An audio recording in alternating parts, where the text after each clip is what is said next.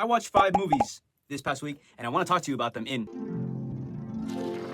I got to see Jaws in 4DX last weekend, and it's undoubtedly incredible. It has aged so gracefully. I remember watching it the first time without having too much knowledge on film, and I thought it was like decent, but now that I have a love for slashers, and also just filmmaking in general, I got to understand why this is such a beloved classic, and to think that Spielberg made this at 27 is fucking mind-blowing. I was left in awe of the story, the characters, the suspense, and the tension that is built throughout this movie. It is undoubtedly one of the greatest movies of all time, and it's such an American movie in the best sense, too. At the time of me recording this video, Jaws is still in theaters, so if you have a chance to go watch Jaws in theaters, even if you've seen it and never seen it in theaters, I highly recommend watching it in theaters. Now, my second movie of the week was Tenet, and I saw this in 70mm. I've seen this now a total of 5 times in theaters. Last year, I got to see it in IMAX 70mm. This time, I got to see it in 70mm at the Academy Museum, and it's still so incredible. I'm starting to understand a lot of the theories and a lot of the time traveling and the mechanics of how it works.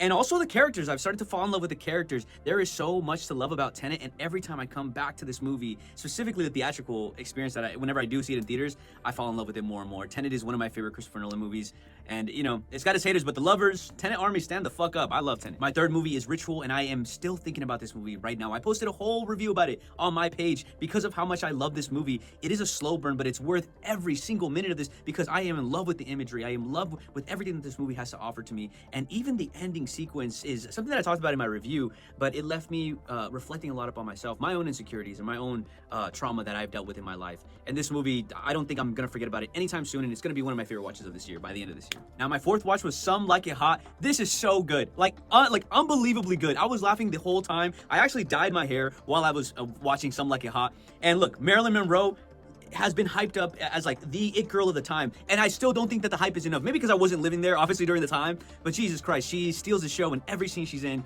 She's gorgeous and just so much fun to watch on the screen. I love this movie. I thought it was phenomenal. I'm so glad I picked up the Criterion and I watched this in 4K. If you're looking for a good comedy, Something Like a Hot is the one. Now, the fifth movie that I watched is The Love Witch, and everybody has raved about the 60s aesthetic, and undoubtedly it looks fucking incredible.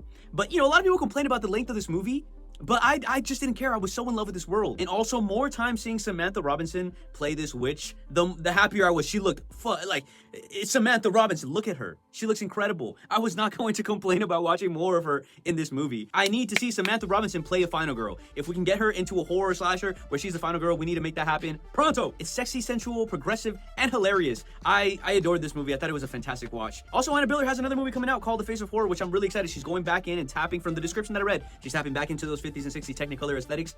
I'm fucking there. Follow me on Letterboxd to see what movies I'm watching, and let me know in the comment section if you guys have watched any of these, or if you watch anything cool that I should check out next week. FilmBro98. Catch y'all on the next one.